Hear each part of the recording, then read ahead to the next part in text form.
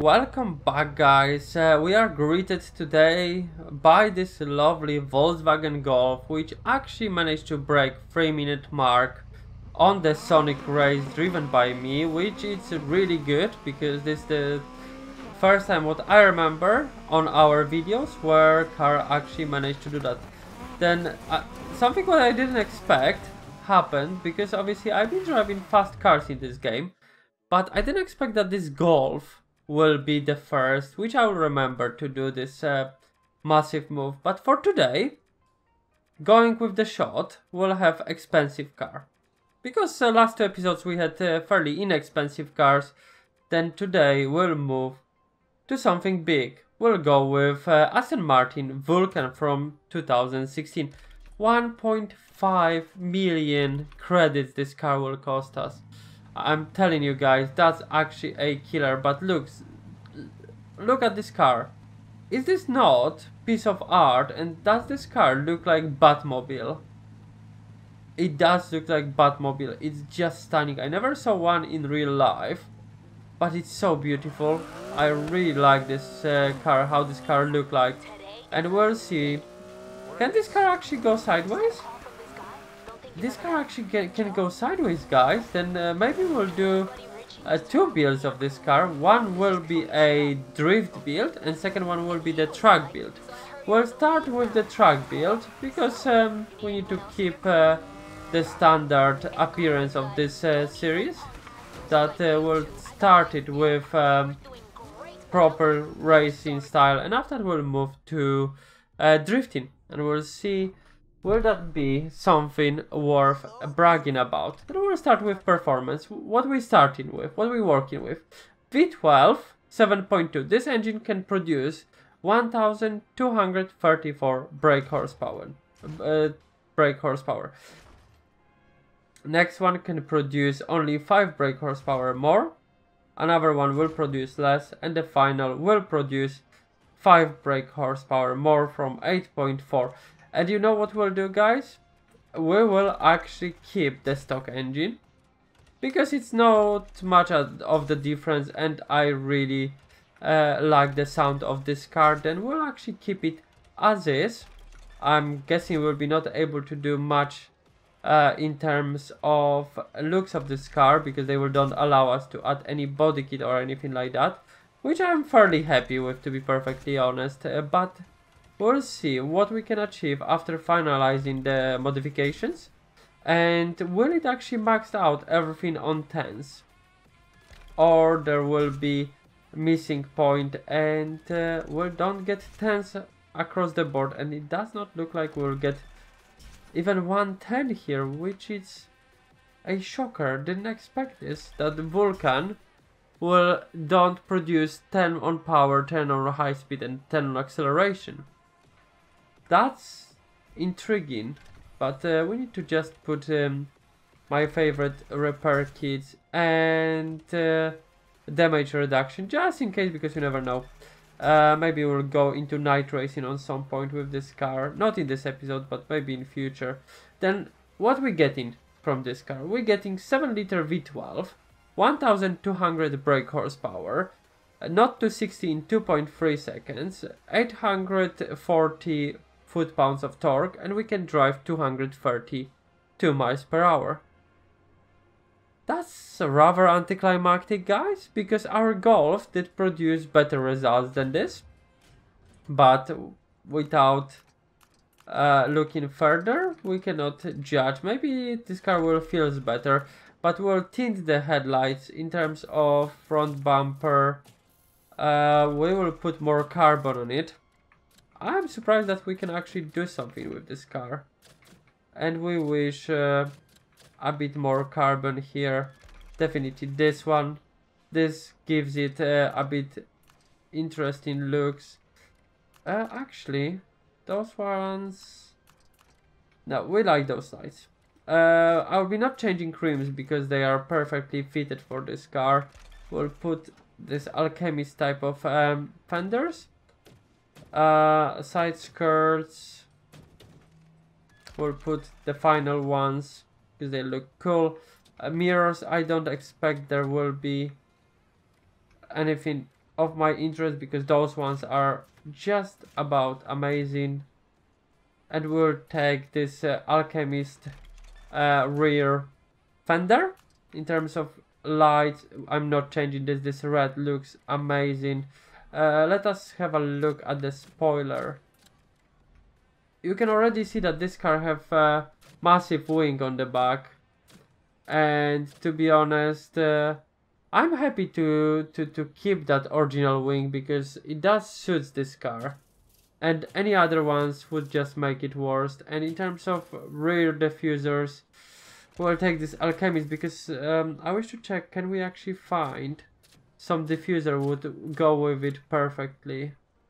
Like so, I thought that there will be a diffuser which will go with this body kit amazingly, and this doing it, and we'll actually leave number plates as hit.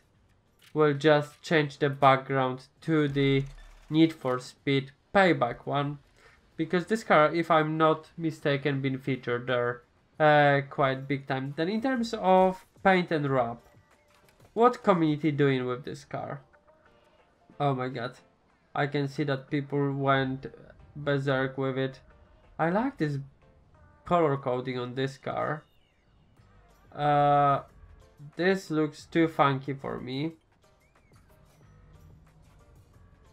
Are we going complete insane with the car and we'll go with this chameleon paint? I think we are, guys. I think we are, because we cannot take those cars too seriously. You know, they are supercars, they are amazing, but at the same time they are cars in game, they are pixels. Then we can actually have some fun with those and have some nice paintings and nice underglows, you know. Then I think this is actually right thing to do. No, we don't want to lower it because this will actually put a negative cambers on this car, and we don't want any negative cambers on it. For a change, we'll play with the exhaust sound here. I wish more aggressive tone.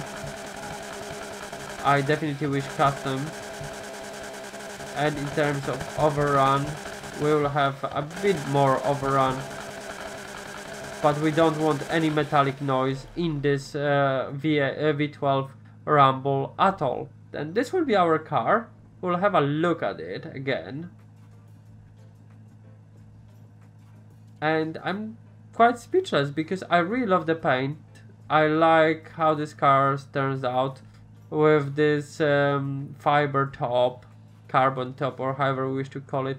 Look at this rear bumper, guys. This is piece of art. It does look amazing, you know. And it's lovely. I really adore this car. I think it's amazing, and we'll take it to the NASCAR race at first, then we'll see each other in a moment, guys. NASCAR, NASCAR, NASCAR. Will this car be good in the NASCAR circle? Will it actually produce enough downforce in order to keep on the track without braking? That's the most important question for this one, guys. I'm very interested how this car will comprise against the opponents in this field. For time being, on 180 miles per hour, it does feel very good, but I'm interested how this car will feel in 200 plus region, and it does feel amazing. It does slow down to 180s on the corners, but handles really well. I really enjoying it, and it's beautiful, you know. It's quick, no drama here, just carry on driving like nothing would happen. 200 miles per hour plus, and we just corner like nobody's business. It's just nice and easy here. We even managing to use nitros on the corner just to check the grip level, but we have so much of grip. We have grip for days. 190 miles per hour on exit from the bend, which is brilliant. And we'll only check what will be our final time here. I'm counting on 135, to be honest. Everything under would be amazing, but 135 would be really good for this car. I think this would be sensible to expect 135 from this car. 130 would be amazing, but I don't think that's achievable. But 135 would be respectable, I would say. And what time can we get here? 136, 137. Still, you know, within the remit of 130, 140. We need to remember that Golf being much slower on this race, but on Sonic, you know, it done better than 90% of the cars. Then I will leave this to your thoughts, guys, and we'll move to race number 2. Then the Sonic race, guys, will try to achieve any time under 3 minutes 10 seconds. Obviously, everything up to 3 minutes 10 seconds is respectable. Everything under 3 minutes 6 seconds is good. Everything under 3 minutes 3 seconds is amazing. And anything below 3 minutes is, you know, stunning. It's one of the best cars, hands down, for me. And this will be something what I can enjoy playing online afterwards. Then we'll see where this Aston Martin will stack up in it. And I'm hoping that will be on top, because it's a British engineering car. It's beautiful looking, and I really would like this car to do well.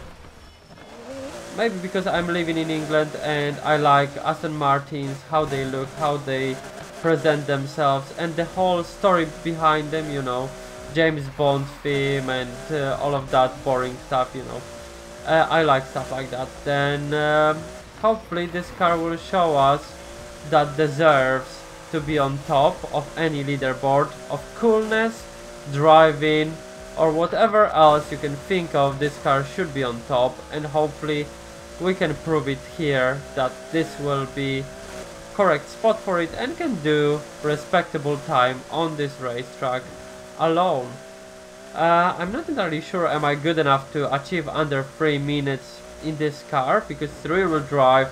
It's an amazing car, but maybe I'm too weak to do that, but we'll try our best to be as efficient and as good as possible in order to show you the best what this car can do. Again, I'm not doing any retakes, then this is attempt number 1, guys. Then if I will mess up anywhere, so be it, and if we'll hit over 3 minutes, so be it.